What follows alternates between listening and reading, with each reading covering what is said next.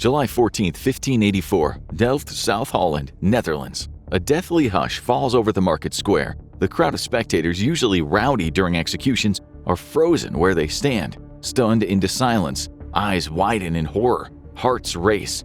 This is no ordinary execution.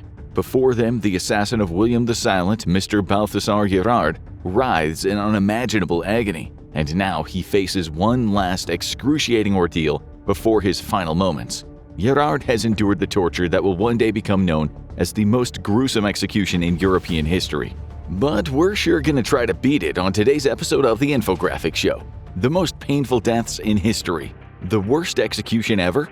When King Philip of Spain announced a bounty of 25,000 crowns for the head of William the Silent, the world took notice. This was no ordinary feud.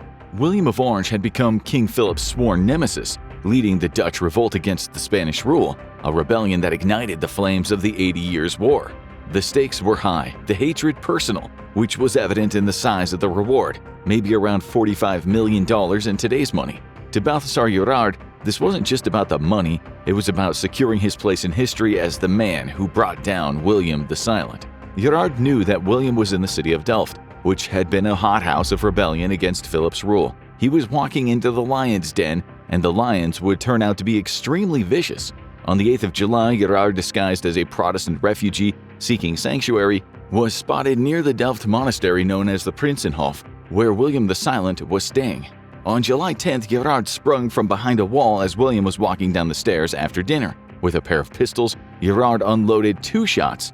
William was killed almost instantly. Gerard had just gone down in history for committing the first ever recorded political assassination with a firearm. He tried to make a run for it, but he didn't get so far, soon being captured by some of William's very angry servants. Gerard had just killed their hero, the linchpin of the rebellion, and he was going to pay for it, but in a way no one could have imagined. After enduring a savage beating of fists and feet, Gerard was handed over to the authorities, who decided to make an example of him. Over 4 excruciating days, he endured relentless torture.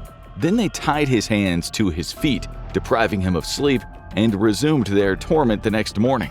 Dragged before a jeering crowd, he was subjected to the strappado, suspended by his arms, his own weight pulling agonizingly on his joints.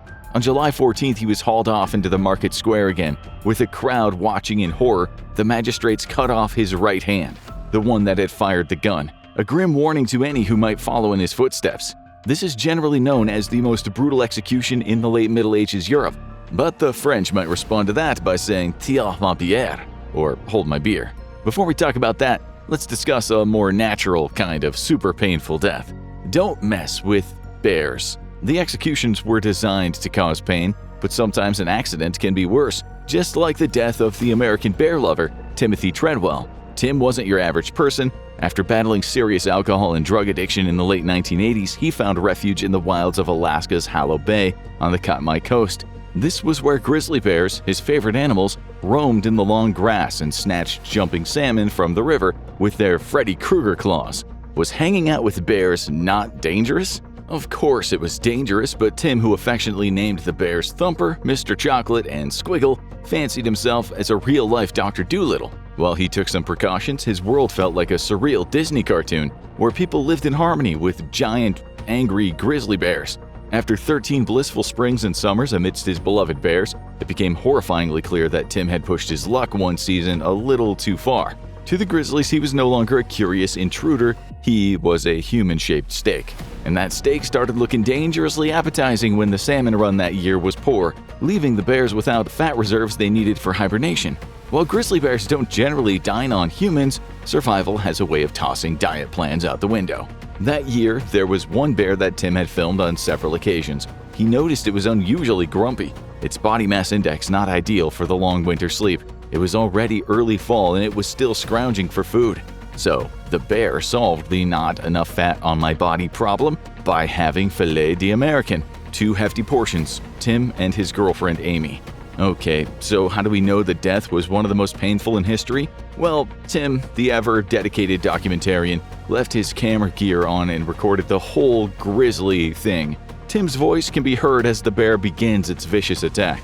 Bears often go for the head, but because they're an opportunistic type of omnivore, unlike other natural-born killers in the wild, Their killing technique is not always very efficient, so death can be slow and incredibly grueling.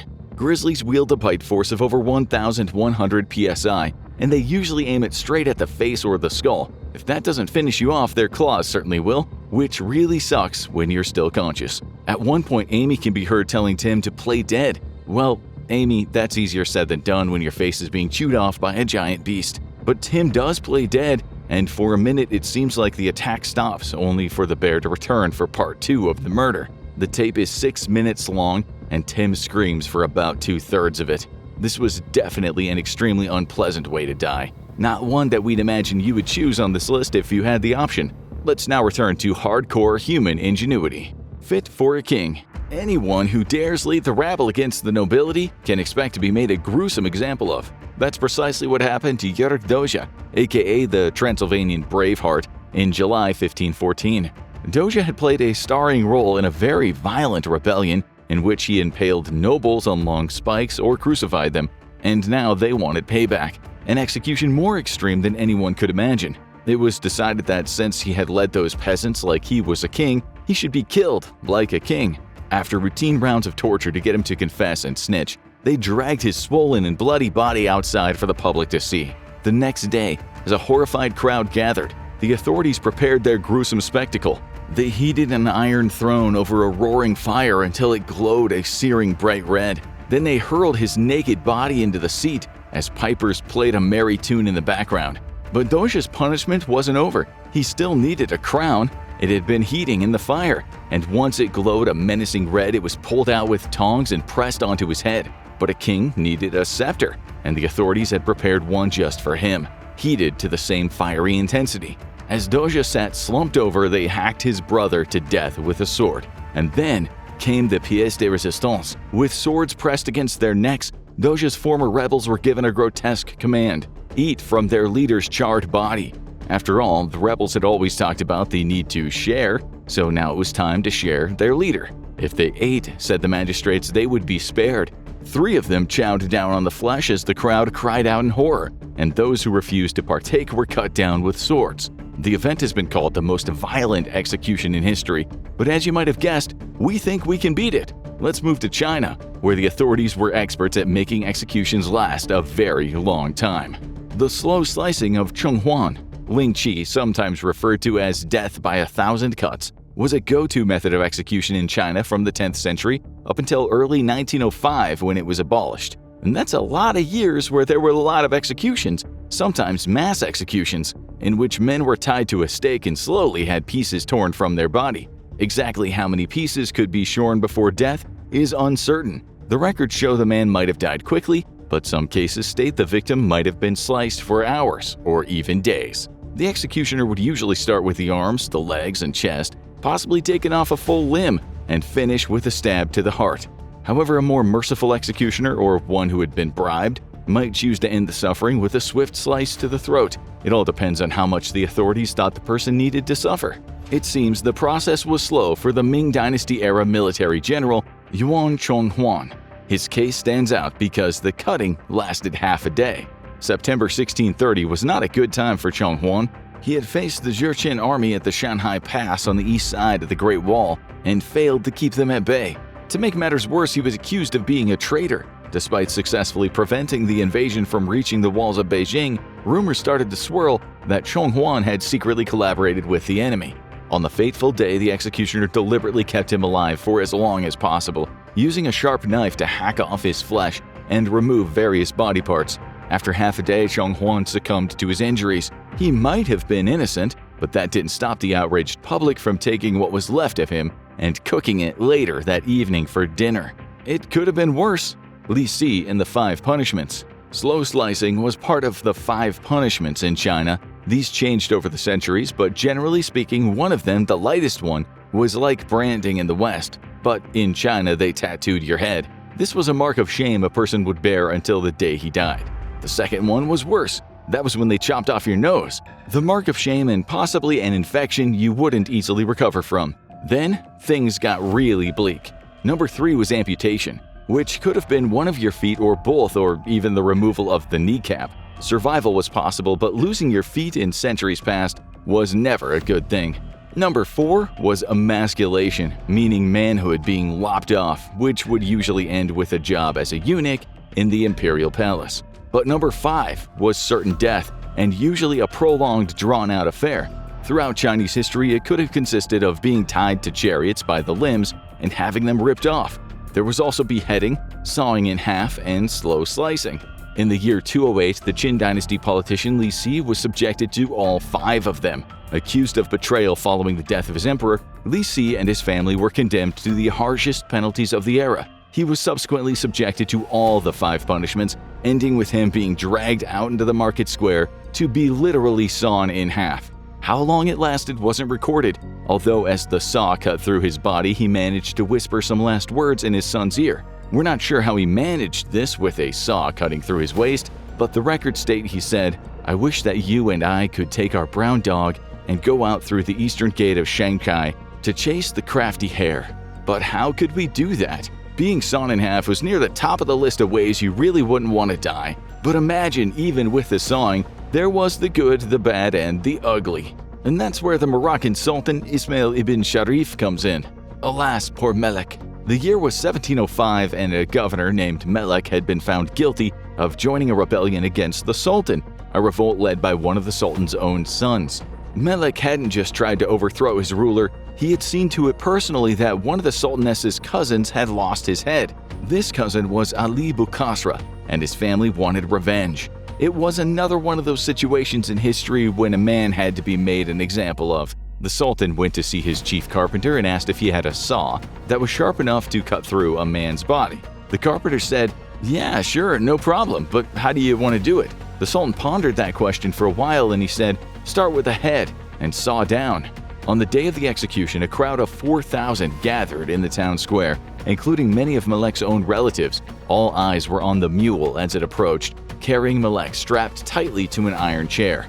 For a man who was about to be sawn in half, Melek was playing it cool, puffing away at his tobacco pipe like he didn't have a care in the world. They ripped off his clothes and threw them into the fire, at which point he was strapped down onto a wooden board. They started trying to saw his head when one of the Bukasra boys shouted, "Stop!" It was going to be over way too quickly.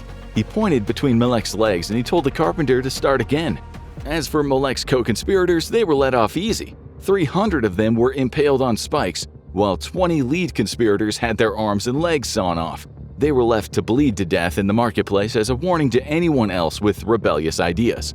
Let's lighten things up with some darkly humorous prolonged agony. Iron Mike. The year was 1933, and Michael Malloy was a homeless drunk wandering the streets of New York City. Little did he know that 5 of his so-called friends had made a deal with a life insurer that if he died, they could all collect some money. All they needed to do was to ensure he died preferably in an accident or from natural causes, which they soon found out was easier said than done. Their initial murder attempt wasn't too painful for Mike. They simply plied him with free booze at the speakeasy where the owner, Tony, was in on the plan. Mike was promised a free tab, with a condition. All he had to do was sign a petition to help Tony get elected for office. Mike either couldn't read or he was too drunk to see the words. He'd actually signed 3 insurance policies taken out on his life. Boy, oh boy, was he enjoying those free drinks. Mike drank from morning until night every single day, draining the bar and Tony's wallet. Mike could drink. He was unstoppable. If anything, all that drinking appeared to agree with him. Rather than looking worse for wear, Mike started to look better. So the group went to the backup plan. They started spiking his drinks with antifreeze, thinking it would poison him. In most cases it would. Just 5 fluid ounces of ethylene glycol in antifreeze can be fatal if ingested, or at least do some serious damage to a person. But not Mike. Mike was alright, probably because the ethanol in the alcoholic drinks that he was gladly knocking back all day was blocking the absorption of the ethylene glycol in his liver. The group was in a hurry, so they started buying him more drinks spiked with turpentine, liniment oil, and when all that failed, rat poison. But Mike kept on drinking. After more failed attempts, they decided to go back to the basics. They would freeze him. So one very cold night in winter, they got him wasted as usual, and when the bar closed down, they dragged him outside and dumped his barely conscious body in the snow. For good measure, they poured about 5 gallons of water on him from his head to his toes, and then left him to freeze to death. He lay there for a while, and was discovered by the police and taken to a homeless shelter. Now even more desperate, the group decided the only way was violence. but it still had to look like an accident. They borrowed a taxi and they waited until they saw Mike walking across the street, and at about 45 miles per hour they plowed straight into his body, a forceful enough impact to kill anyone. Mike was close to death. He had poison in his body and now many of his bones were broken, but after 3 weeks in a hospital bed, he made a full recovery. Beaten and broken, he soon was back at the bar drinking. On February 22nd, his friends got Mike wasted again. Once he passed out, they took him up to one of the men's rooms, and there they stuck a hose in his mouth and they filled his lungs with coal gas. Finally, Mike died, and the group collected their insurance money. The wealth didn't last long. After rumors surfaced about Iron Mike, his body was exhumed, and it was revealed in an autopsy what these men had done to him. They were all executed in the electric chair in 1934. Now for the strangest death on the list, a drink of molten lead. You probably have heard of the ancient execution method where molten gold or lead was poured down a person's throat, a cruel and symbolic punishment. Legend has it that Marcus Licinius Crassus, one of the wealthiest men in Rome, met this gruesome end. After losing a battle to the Parthians, they chose to execute him in a manner fitting his infamous obsession with gold. It sounds horrible, but the truth is Crassus would have died very quickly. If they wanted to cause the utmost pain, they should have used a smaller amount to burn his insides. In 1755 in England, a 94-year-old man named Henry Hall became proof that indeed smaller amounts of ingested heated metals cause much more suffering. He was working at the Eddystone Lighthouse when a spark from a lamp set the roof on fire.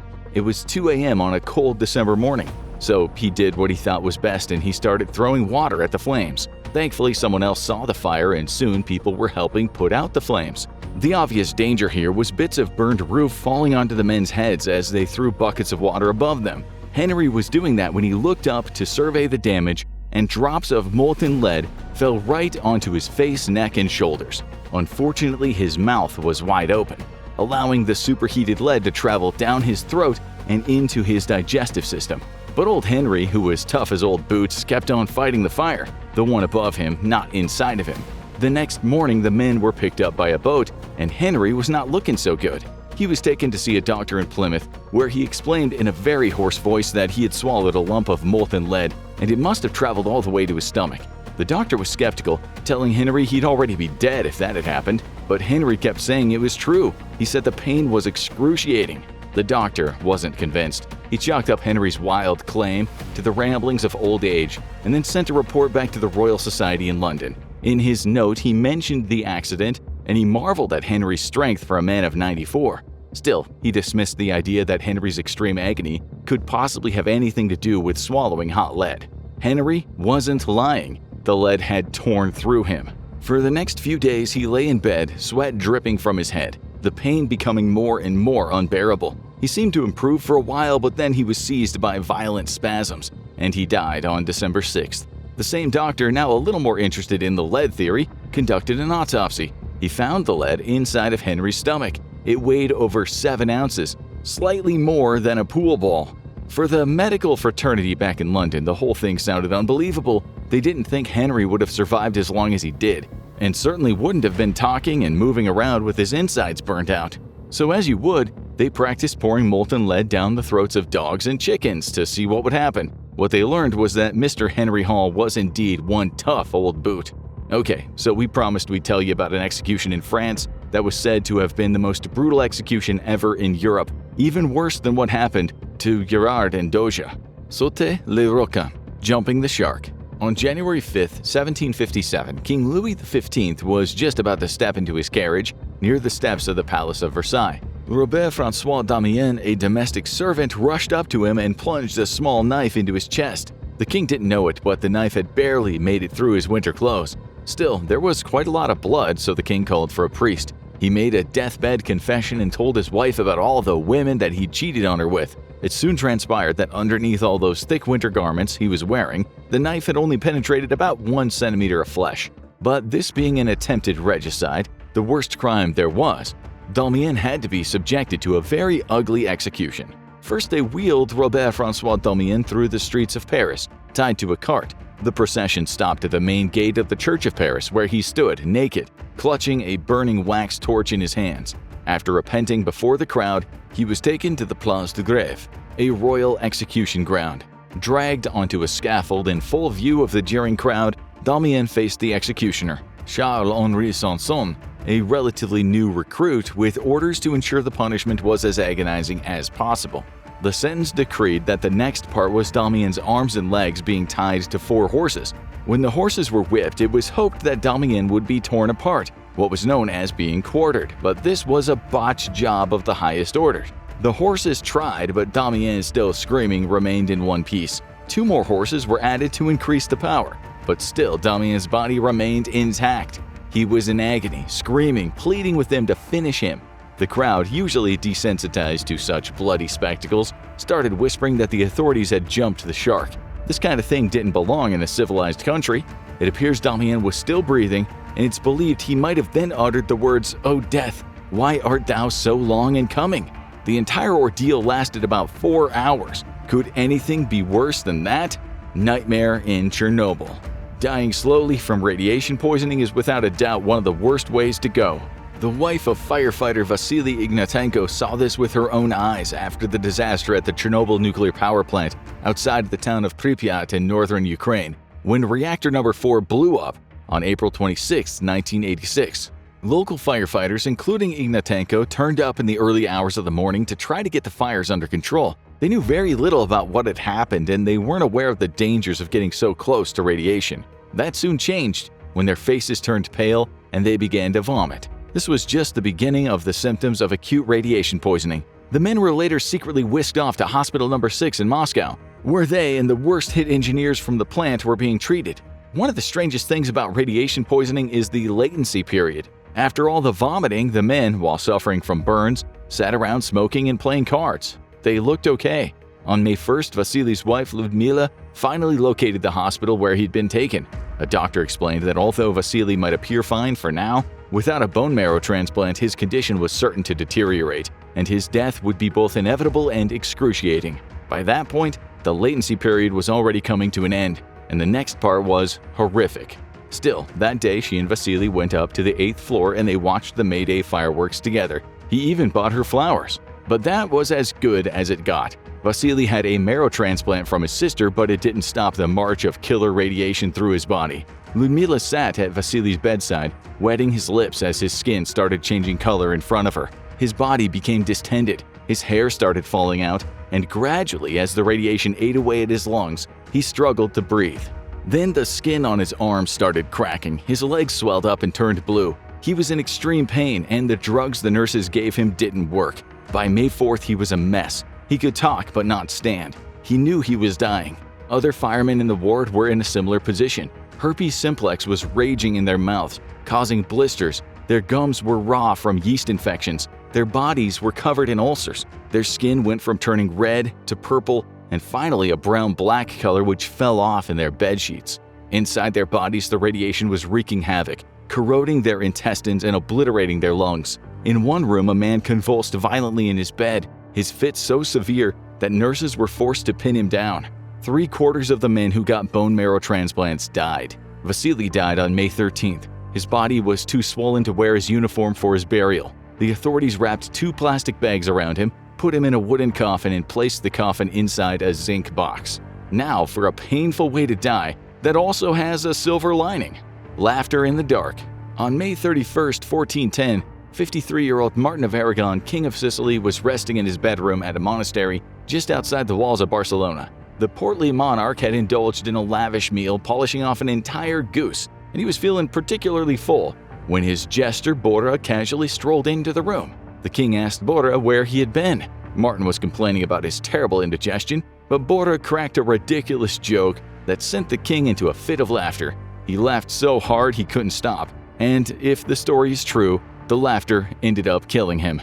Death-induced laughter is a thing, and it can be very unpleasant. The cause of death could be asphyxiation or heart attack, and it might cause deadly fainting, laughter-induced syncope. Sure, it's not as painful as swallowing lead or having your flesh ripped off with a pair of hot tongs, but it's gotta hurt being stabbed in the back by the thing you love the most. Which of these painful deaths do you think was the absolute worst? Let us know in the comments. If you liked that story, you'll love this, the most disturbing missing persons case you've never heard of. Or see how the Japanese do things and what happens in the first 24 hours inside Japanese prison.